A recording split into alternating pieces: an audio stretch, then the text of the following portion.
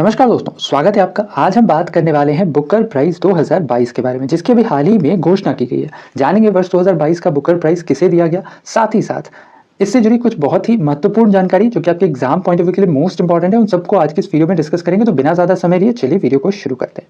सबसे पहले जानते हैं यह सुर्खियों में क्यों है। दरअसल अभी हाल ही में बुकर पुरस्कार 2022 की घोषणा की गई और इस वर्ष का जो बुकर पुरस्कार था यह दिया गया श्रीलंका के लेखक शिहान करुणा तिलका को। और इसके साथ ही जो शिहान करुणा तिलका हैं ये असल में दूसरे श्रीलंकाई बन गए जिन्हें बुकर पुरस्कार से सम्मानित किया गया है। अच्छा, अगर ये दूसरे बने हैं तो पहले कौन है, इनका नाम ध्यान रखना है। इनका नाम है माइकल ऑनडाटजे। क्या नाम है? माइकल ऑनडाटजे। इन्हें असल में इनकी नॉवेल द इंग्लिश प्लैनेट के लिए वर्ष 1992 में बुकर पुरस्कार से सम्मानित किया गया था। अच्छा, इसके साथ ही साथ वापस आते हैं शिहान तिलका पे। तो जो शिहान तिलका है इन्हें इस वर्ष का जो बुकर पुरस्कार दिया गया है यह इनकी novel the seven moles of माली एल्मेडा के लिए दिया गया है। यही है वो किताब, द सेवन मूल्स ऑफ माली एल्मेडा। इसी किताब के लिए जो शिहान तिलका है इन्हें इस वर्ष का बुकर पुरस्कार दिया गया है।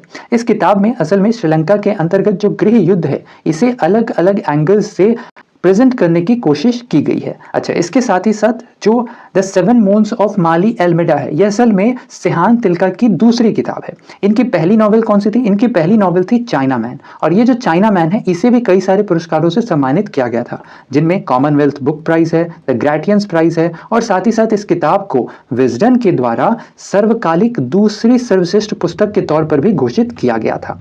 अच्छा, इसके साथ ही साथ यहाँ पर बहुत लोगों का एक सवाल जो कि कॉमन सवाल है, ये हो सकता है कि अभी हाल ही में मई के मंथ में भी, मई 2022 में भी एक बुकर पुरस्कार की घोषणा की गई थी। ठीक है, तो ये कौन सा बुकर प्राइज है? तो ध्यान रखना है कि मई के महीने में जो बुकर पुरस्कार की घोषणा की गई थी यह असल में इंटरनेशनल बुकर प्राइज थी।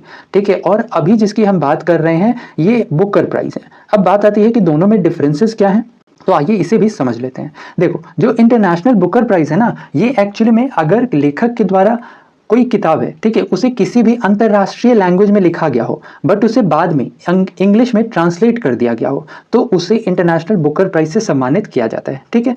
अच्छा, जो बुकर प्राइज होता है इसके अंतर्गत मूल रूप से यानी मेनली इसमें इंग्लिश में ही लिखा हुआ होना चाहिए। जो उसका ओरिजिनल है ना वो इंग्लिश में ही होना चाहिए और साथ ही साथ इस किताब को पब्लिश किया गया हो या तो यूके, ठीक है, या फिर आयरलैंड में। इन दो जगहों पर अगर इसे पब्लिश किया गया हो तो ही उन पुस्तकों को बुकर प्राइज से सम्मानित किया जाता है। तो मेन डिफरेंस समझ में आ गया। बुकर प्राइज इंग्लिश में ही लिखा हुआ होना चाहिए और जो इंटरनेशनल बुकर प्राइज है ये अंतरराष्ट्रीय किसी भी भाषा में हो बट बाद में उसका ट्रांसलेशन इंग्लिश में कर दिया गया हो तो उसे इंटरनेशनल बुकर प्राइज दिया जा सकता है।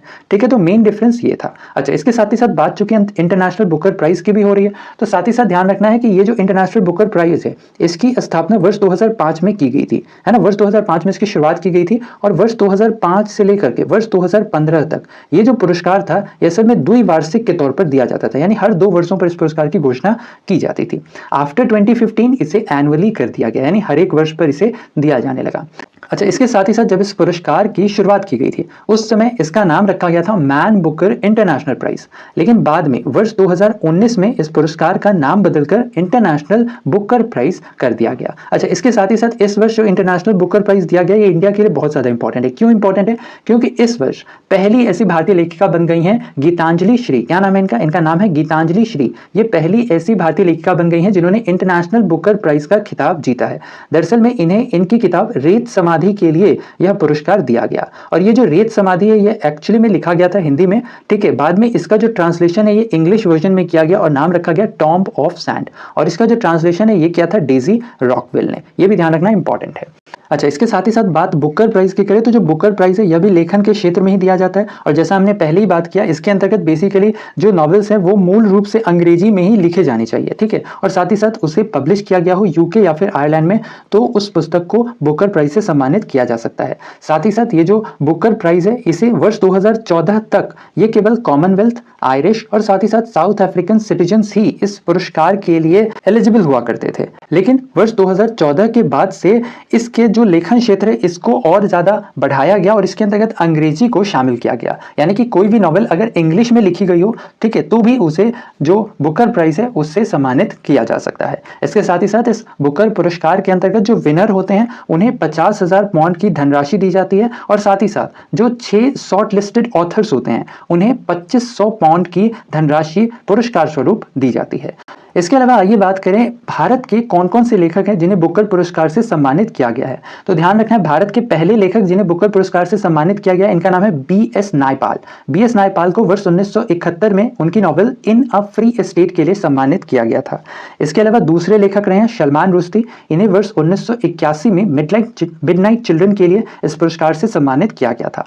साथ ही साथ तीसरी पुरस्कार विजेता रही हैं अरुंधति रॉय। इन्हें वर्ष 1997 में इनकी novel the God of small things के लिए यह पुरस्कार दिया गया था। जबकि जो चौथी रही है ये है किरण देसाई। इन्हें वर्ष 2006 में द इनहेरिटेंट लॉस के लिए यह पुरस्कार दिया गया था। और साथ ही साथ पांचवें रहे हैं अरविंद अडिगा, जिन्हें वर्ष 2008 में द व्हाइट टाइगर के लिए इस पुरस्कार से सम्मानित किया गया था। तो ये था हमारा आज का वीडियो। कैसा लगा हमारा आज का वीडियो आप हमें कमेंट सेक्शन में जरूर बताएं। साथ ही साथ जाते जाते आपके लिए एक सवाल भी। सवाल आज का, वर्ष 2022 का बुकर पुरस्कार किसे दिया गया है? इसका आंसर आपने हमें बताना है नीचे कमेंट सेक्शन में। तो ऐसे में आज के लिए इतना ही। अपना ख्याल रखें, स्वस्थ रहें, सुरक्षित रहें। आपसे फिर अगले वीडियो में मुलाकात होगी। तब तक के लिए धन्यवाद। Goodbye, take care.